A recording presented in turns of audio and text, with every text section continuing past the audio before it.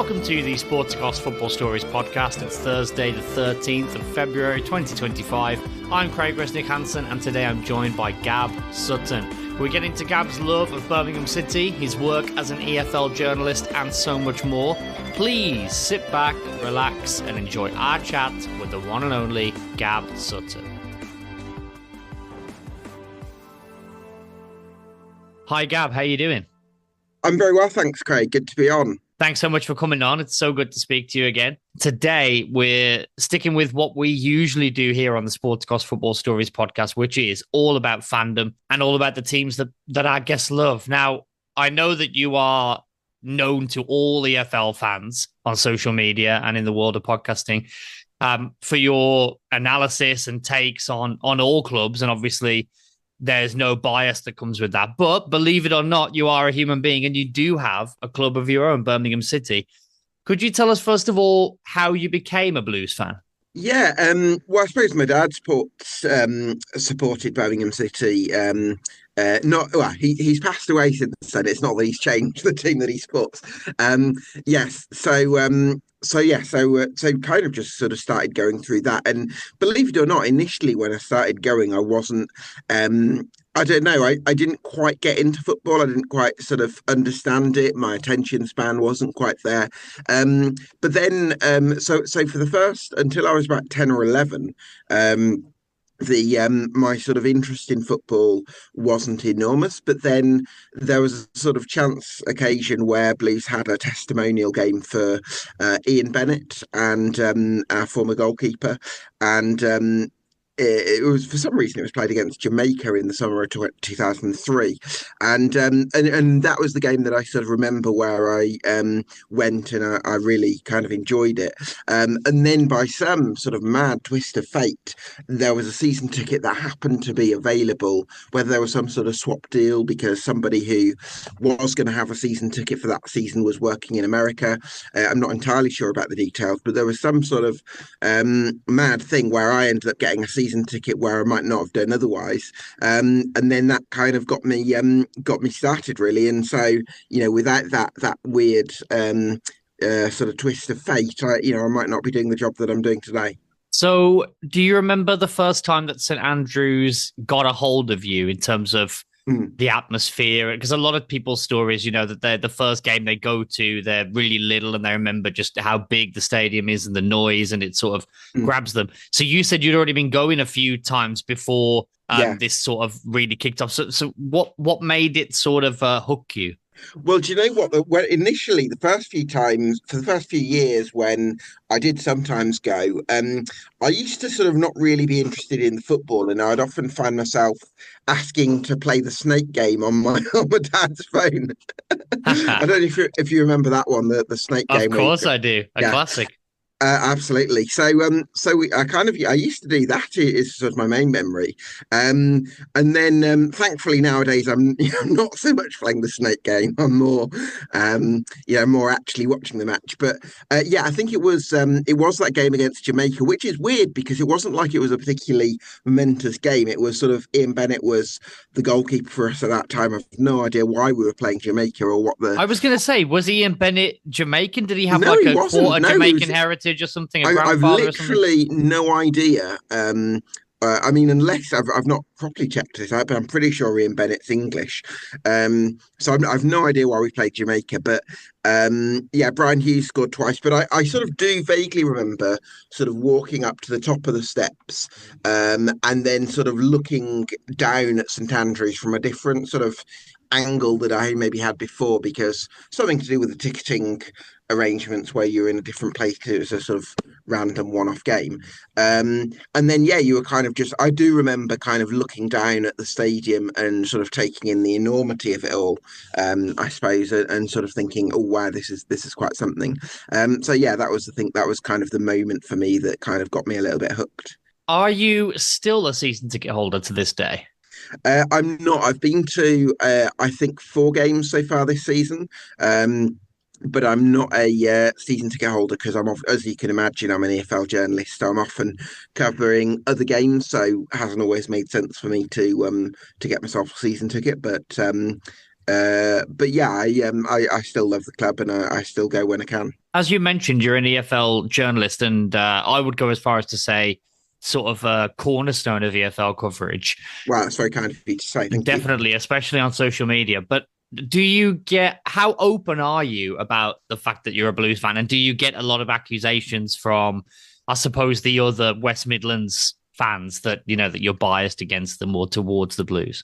Yeah, great question. I don't put it on my bio because, and the reason I do that is because, what will happen is that if I tweet something, that's critical of another club in, let's say the Championship, I think that it's very easy for people who are fans of the club that I've been critical of to kind of look at my bio, see that I'm a Birmingham City fan, and sort of basically have a go back at me. Whereas if people don't know who I support, then it's it's less like you're less likely to kind of get that response, and people are more likely to know that you're coming from a place of objective opinion as opposed to having some sort of having a go. But I do sometimes. I'm not like completely averse to tweeting about Blues from a fan perspective, but yeah, I don't put it on my bio just because of for that reason. We speak to a lot of journalists on here and we get their stories of sort of falling in love as a child, being maybe fanatical as a teenager, and then as their career develops, obviously they grow slightly more distant from the club, and I guess their fandom becomes a little bit more sort of it comes down a few notches. Is that something that you've had to navigate in terms of Blues? Are you still rabid, I guess, as you maybe were when you were 14 or 15, or are you a little bit? How does your relationship with the club change? Are you less likely to get, super, super angry, super, super high, super, super low about what's going on with Blues? Can you be a little bit more objective about them now that you're a journalist? Um, the answer is sort of two part to this. It's definitely true that because I'm not following that club specifically week in week out, the edge, for want of a better word, kind of isn't quite as strong as it was when I was younger before I started journalism. Probably another factor is that since my dad passed away in 2016, I often go on my own. And I think there's probably something about.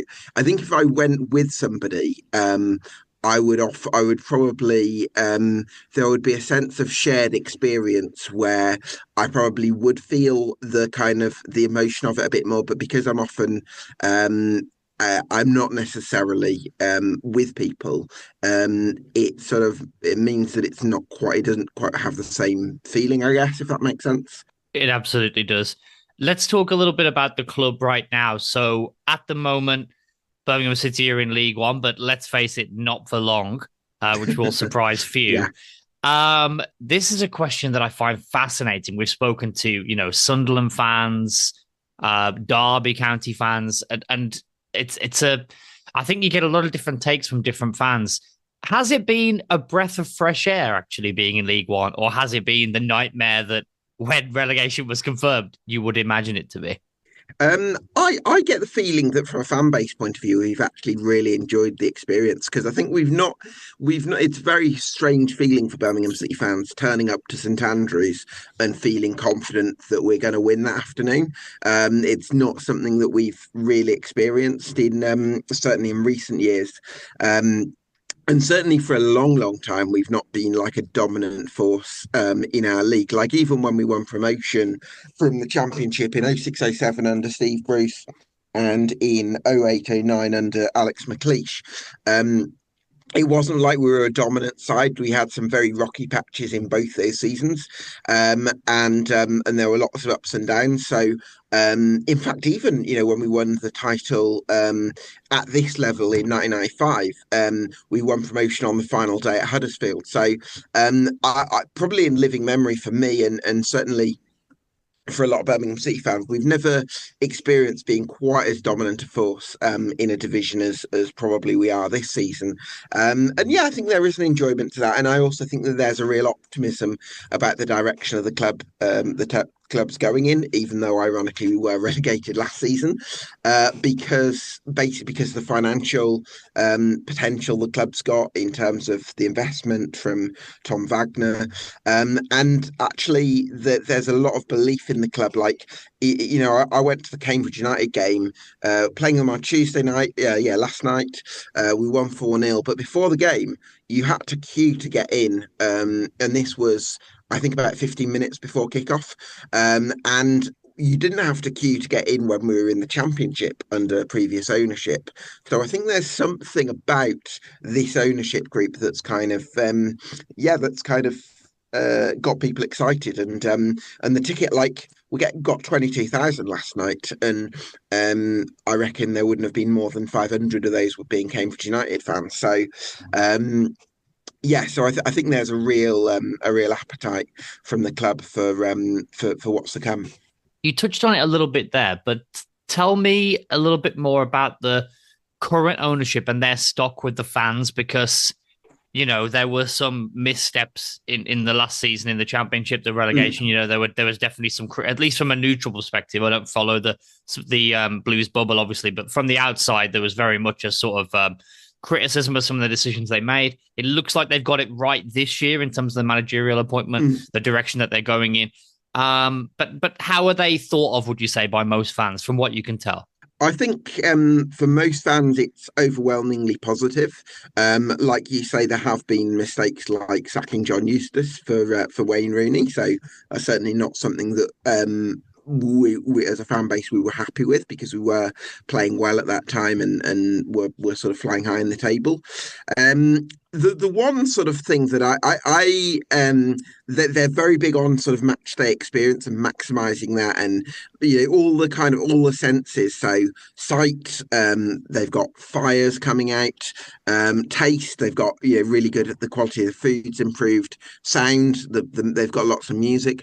I do think there's a risk of kind of going too much with that. So like at full time, for instance, they have a play of a sort of mismatch of UB40 and Keep Right On song that I actually really like. However, it also means that when Chris Davis does his fist pumps for Tilton after a victory, it means the fans, you don't get to hear the fans sort of cheering it as clearly as you would do otherwise, because the music. So it's like, it's a small thing, but I almost feel like I would like to kind of have a little bit of that, sort of being able to hear the fans sort of roar and all that kind of thing. But on balance, I think it's been overwhelmingly positive.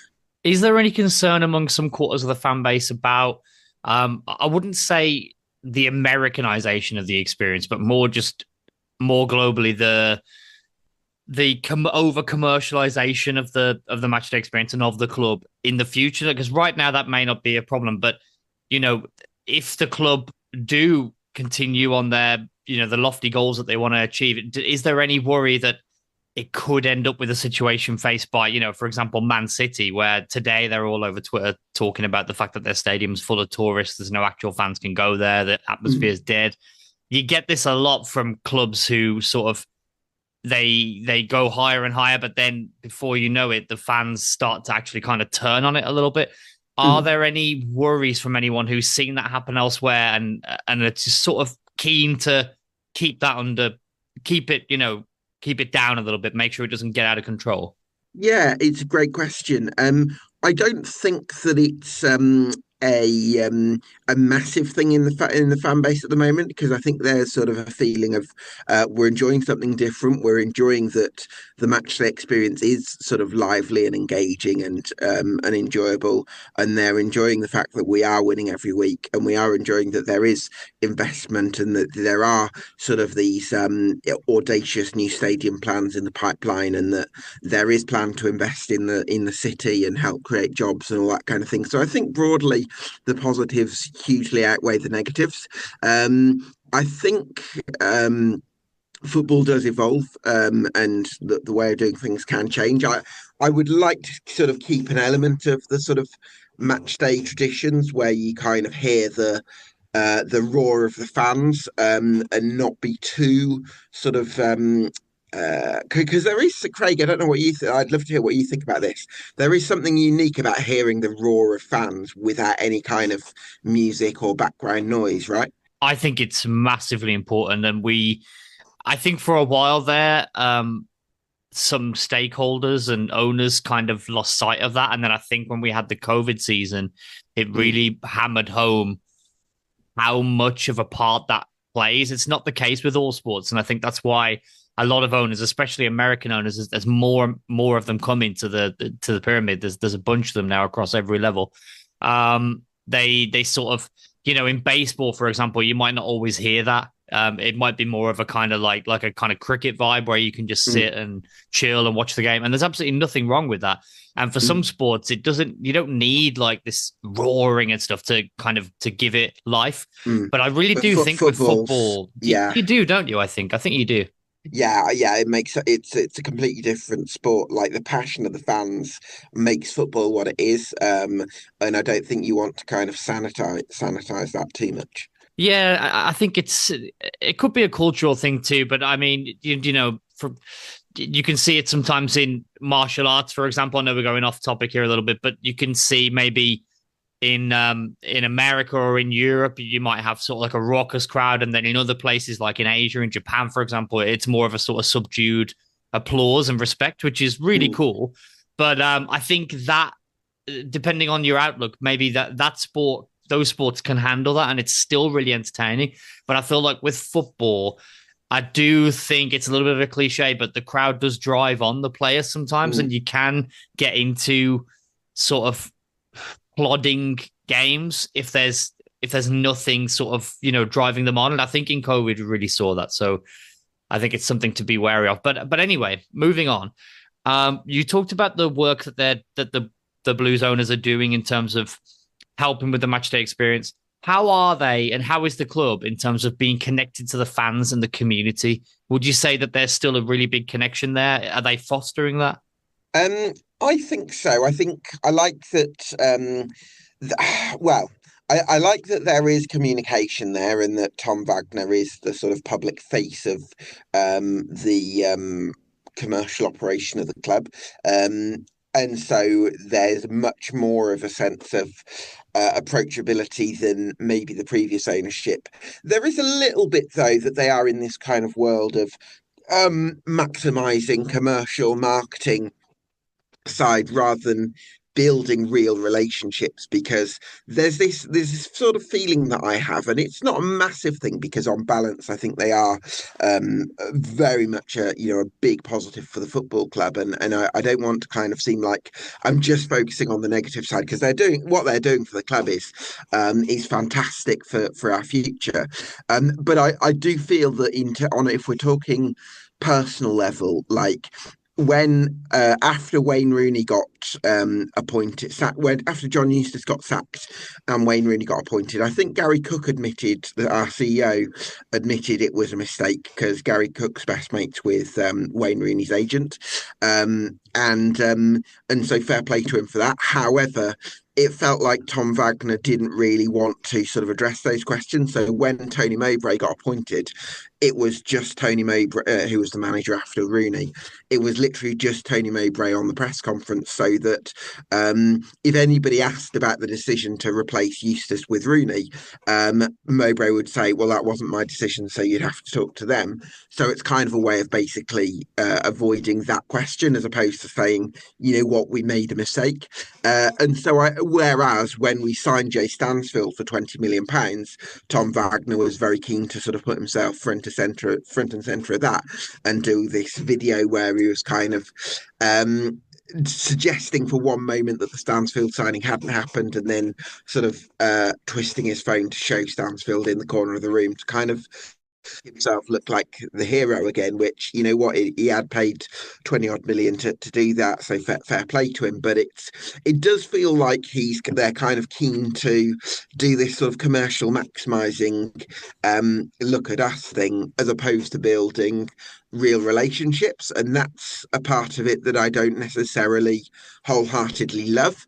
But at the same time, because they are good at the commercial and marketing side of things, that does sort of increase our potential for the long run to, build us as a fan base on a global scale, and it does increase our chances for future success exponentially more than we'd had under the previous regime. So I don't want to sound like this, like I'm just focusing on the negatives of the ownership, because they have been brilliant for us in lots and lots of ways, and I'm really excited about our future under them.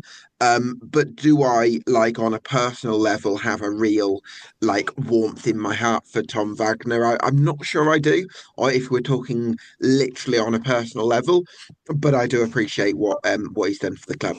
So lots of positives, but maybe a little bit more transparency could be a good thing. But you mentioned there the positive things that they're doing. How do you see the next few years shaping up for the Blues? I mean, obviously at this point, I think promotion is all but guaranteed, and winning the title is pretty much all but guaranteed. But how do you see things going from there? What's the expectations of the fan base? Are you concerned that there could be a sort of expectation that, we're going to be sort of the bigger Wrexham and just go straight up the Championship, straight into the Premier League? What's kind of the expectation of the fan base? Yeah, I think there's a feeling that if we do get promoted, and I'm calling it an if now, but it probably feels more like when, I do feel like we've got a squad there that's capable of pushing the top six of the Championship, and maybe with a fair wind emulating Ipswich. I've really liked what I've seen from Chris Davies so far. Difficult to judge him entirely because we've not seen him do what he can do with a more level playing field. So the bigger test will probably be to the Championship next season. But so far he's passed the smaller test with flying colours. Just to finish off on a couple of things here, Gab, how would you describe the Blues fan base compared to the other ones that you interact with online? Because you have a very rare situation where, most fans, obviously they know their own fan base. They can sort of maybe describe in a few adjectives what they're like at the game and online. And they probably, interact with their local rivals, fans, and banter and all that. But you actually speak every day to fans of, plenty of clubs from the whole 3 tiers of the EFL. What would you say how would you describe the Blues fan base compared to others? Well, I suppose as a Birmingham City fan myself, it'd be very easy for me to sit here and say we're loyal, we're ardent, we're passionate, we're loud, and I think all those things are true. And every football fan thinks their team's fan base is the best. And, I love Keep Right On. I think it's a brilliant anthem. And that's something that we're very proud of. But at the same time, I think there's lots of other loyal, ardent, passionate, loud fan bases. And yeah, I think we're just one of them. I think every fan base has its bunch of people who are maybe a bit more reactionary and can sort of get quite sort of angry on social media and things like that. I think every fan base sort of has that. But yeah, I think every fan sort of proud of their own fan base, and I'm no different. And to finish off, Gab, what's the best thing about being a Blues fan? Best thing about being a Blues fan, well, it used to be that you used to have a lot of space when sitting down in the stadium. You could really spread yourself out, whereas nowadays that's an absolute nightmare. I think what's the best thing? I don't know. You know what? I think I'm feeling a bit. I think if you'd asked me this 10 or 15 years ago, I'd have probably given you a different answer, because I'd have been coming at it from the point of view of a fan that only knows Birmingham City. And I think because I sort of speak to fans of so many different clubs, it's like, I think there's something good in every fan base. But yeah, I think we're, I think we've got a very, I've sort of said it earlier, like we're a very loyal fan base, and we're very loud, and we're very passionate, and I love the anthem "Keep Right On." I think it's one of the best in English football. So I suppose if you had to ask me for one thing, I'd probably say "Keep Right On." Thank you so much for coming on, Gab. Keep right on. Good luck for the rest of the season. Cheers, Craig.